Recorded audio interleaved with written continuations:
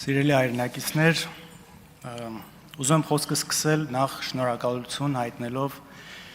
գրեթե 150,000 այն քաղաքացիներին, ովքեր ձայն են տվել մեզ, ովքեր գնահատել են,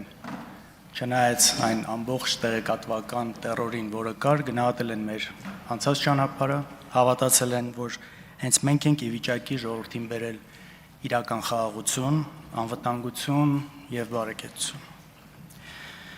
Ուզում եմ առհասարակ շնորհակալություն հայտնել նաև 550, գրեթե 600,000 այն քաղաքացիներին, ովքեր իրենց ձայնը տվել են ընդդիմությանը։ Ես գիտեմ, թե ինչ էր կատարվում ձեր շուրջը, այն վախի մթնոլորտը, սպառնալիքները,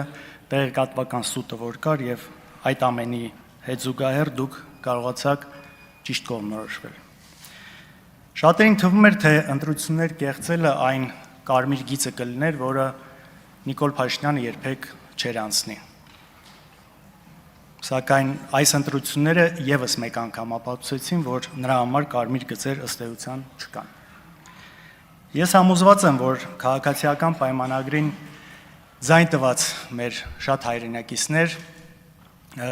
այդ ձայնը քվեն տվել են հսկայական ներգործության վրա, որը տեղի է ունեցել թե իրենց մտածողության վրա, իսկ որոշ դեպքերում նաև կամքի վրա անթույլատրելի ներգործության արդյունքում։ Սիրելի հայրենակիցներ, նախընտրական շրջանն աչքի ընկավ աննախադեպ քաղաքական հետապնդումներով։ Իշխանության կողմից վախի մթնոլորտի սերմանմամբ, պետական բյուջեի միջոցների օգտագործմամբ, իրականացող քարոզությամբ եւ սոցիալական ծրագրերի քողի տակ ըստ էության ընտրակաշառքի բաժանմամբ։ Աննախադեպ էր նաև արտաքին միջամտությունը։ Փաշինյան այնքան անհրաժեշտ էր օտարերկրյա ուժերին, որ խախտելով միջազգայինորեն ընդունված սկզբունքները փաստացի ուղղակիորեն նրանք միջամտեցին Հայաստանի ընտրական գործընթացին։ Սակայն ցավը նրանում է, որ այդ աջակցության գինը վճարելու է ոչ թե քաղաքացիական պայմանագիրը կամ Նիկոլ Փաշինյանն, այլ վճարելու է ամբողջ մեր հայ ժողովուրդը։ Եվ չնայած այս ամենին, այս պայմաններում քաղաքացիական պայմանագիրը չստացավ 50+1% քվե։ Եվ ինչ եղավ դրանից հետո, երբ որ տեսան, որ դա չեղավ, դիմեցին իմ կարծիքով այսպես կեղծիքների կուլմինացիան տեղի ունեցավ, գագաթնակետին հասավ, երբ խորհրդարանի անցողիկ շեմը հաղթահարած Բարգավաճ Հայաստան կուսակցությանը պարզապես զրկեցին այստեղ լինելուց ու գողացան այդ ձայները։ 58,500 քաղաքացու ձայն գողացվեց։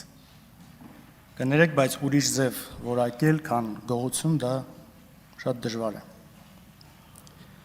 Ինչը արվեց սա, երևի թե չունենալով 2/3-ը, գոնե 3/5 ունենալու համար դիմեցին այս քայլին։